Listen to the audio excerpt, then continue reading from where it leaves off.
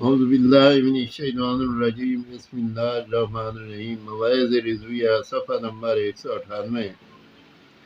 حدیث پاک ہے، حدیث پاک میں رشوت دینے والے اور لینے والے دونوں پر لعنت فرمائی گئی۔ ترمذی اور ابو داؤد میں سیدنا حضرت عبداللہ بن عمر رضی اللہ تعالی عنہ سے روایت ہے، لعن رسول اللہ صلی اللہ تعالی علیہ وسلم مراشیہ والمرتاشیہ۔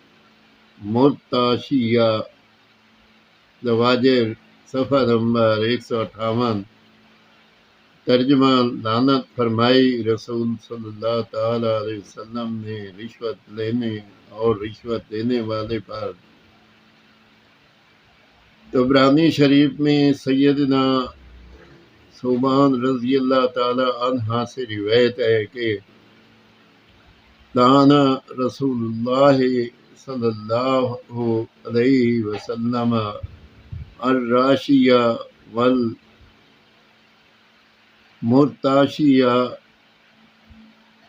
ورائشین الذی یمشی بینہما۔ ترجمہ: لعنت فرمائی ہے جناب رسول اللہ صلی اللہ تعالی علیہ وسلم نے رشوت لینے اور دینے والے اور رشوت دلانے والے پر۔ زواجر صفحہ نمبر 158۔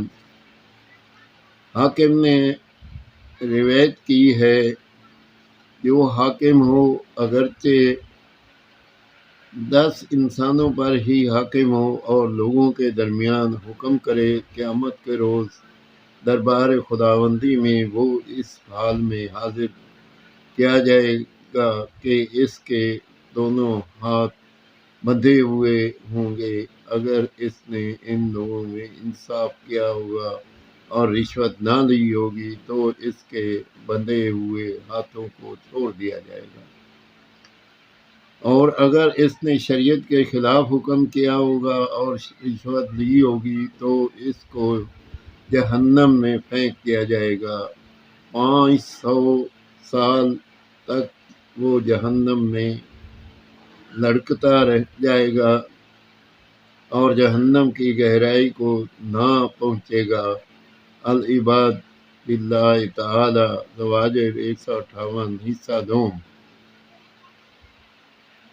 آمین ثم آمین۔ اللہ پاک ہمیں ان برائیوں سے بچائے اور ان حدیثوں اور اللہ کے حکم پہ عمل کرنے کی توفیق دے، اور ہم لوگ اللہ اور اس کے حبیب کے حکم کے مطابق ہم لوگ چلے، زندگی بسر کرے۔ آمین ثم آمین۔